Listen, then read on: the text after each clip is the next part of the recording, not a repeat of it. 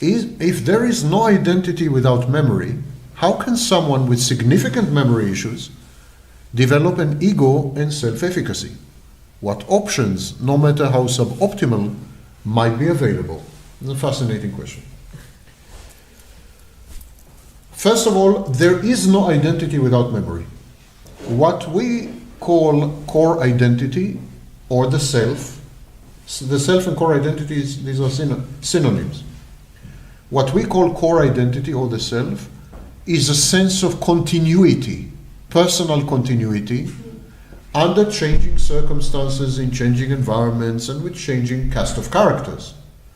We always feel that we are we. You always feel that you are you, regardless of new people that enter your life, other people that have left, change of scenery.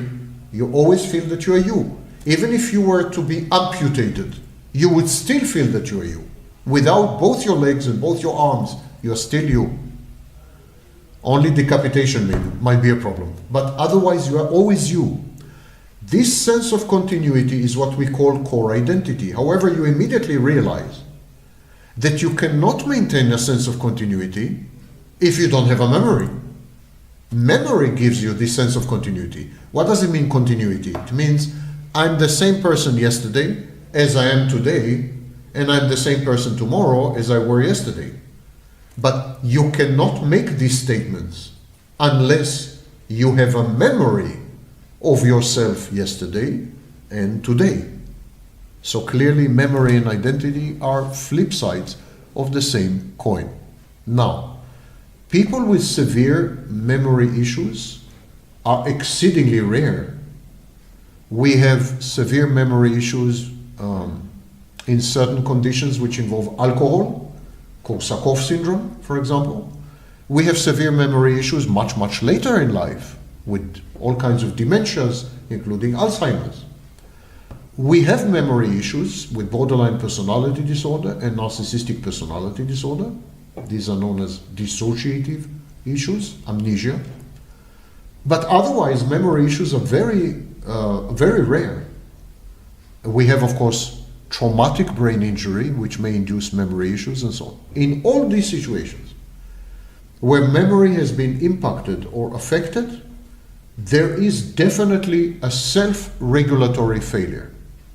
The absence of what we would call a self, there's no sense of continuity, no feeling of identity, and inability to function in the environment in a consistent manner.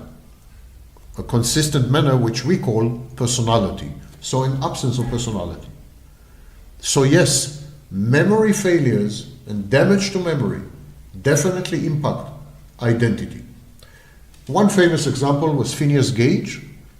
Phineas Gage suffered a traumatic brain injury and he became a completely different person. It's a famous case in neuroscientific literature.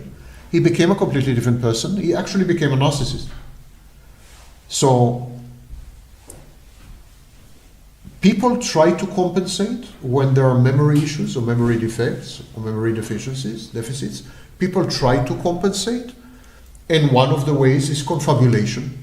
The narcissist confabulates, the narcissist invents episodic memories, invents an autobiography, and then comes to believe in it.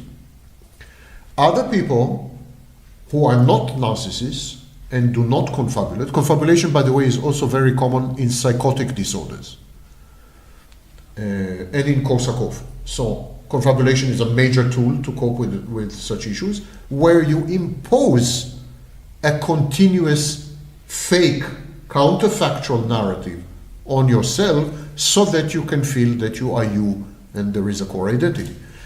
Other people use external aids, like for example, some people with memory issues would use other people as external memory. They would rely on other people for memory functions. They would ask other people to observe, to witness, to record, and to remind them, to replay the memories. That's another strategy. To some extent, a narcissist does this with secondary source of supply, like for example, a spouse. And there are other techniques, compensatory techniques, but they are not very efficacious. So in all these cases, efficacy is damaged dramatically. Dramatically.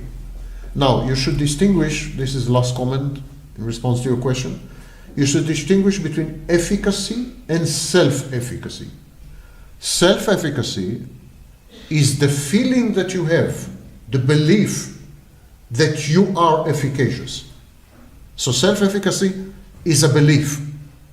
Efficacy is real efficiency, is the ability to extract favorable outcomes from your environment.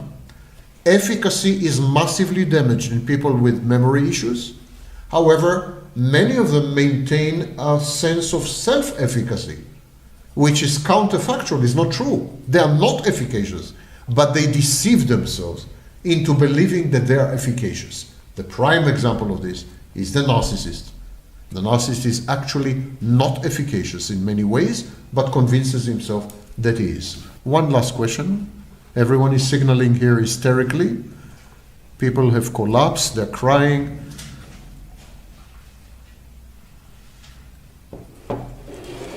What are the differences between NPD and narcissistic organized individual?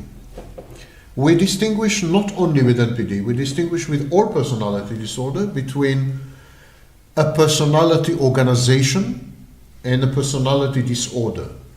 Generally speaking, we make a triple distinction between a personality style, a personality organization, and personality disorder.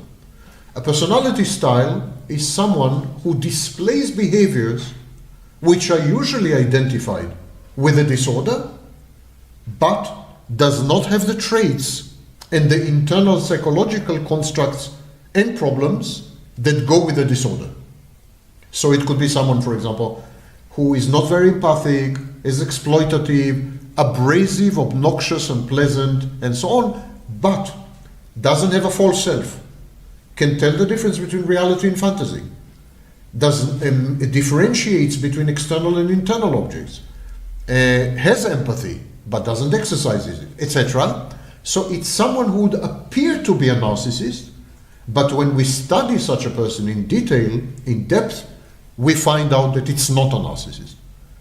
Someone like that is known as a subclinical narcissist. And so this kind of person would have a style. Then we have organization. So we have, for example, borderline personality organization, which was first proposed by Otto Kernberg in, if my memory doesn't fail me, in the 80s.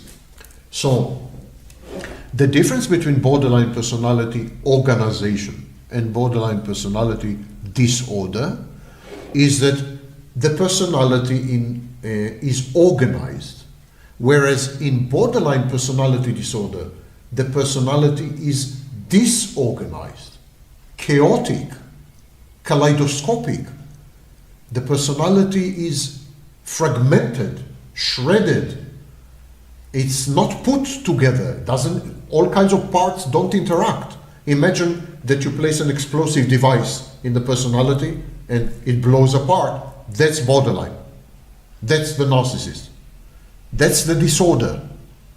Whereas in a borderline personality organization or narcissistic personality organization, there are all the pathological elements of the disorder, but they are contained within an overriding rigid structure with a narrative. So everything is more orderly, everything is less chaotic, more structured. So it's a question of degree in many ways. The borderline organization can easily deteriorate and becomes borderline disorder. And that is the difference. So we very often ask ourselves whether borderline personality organization is a transient state, a temporary state, a precursor, one step on the edge, one step before the disorder. There's an open question and a big debate. And for example, in the ICD-11, in the 11th edition of the International Classification of Diseases, they have decided that a borderline personality, there's no such thing as borderline personality disorder. There is only borderline personality organization, and together with certain traits, it creates dysfunctional behavior. So the ICD decided that organization and disorder are an issue of interaction with other features, other clinical features, like traits. So you see, things are developing all the time.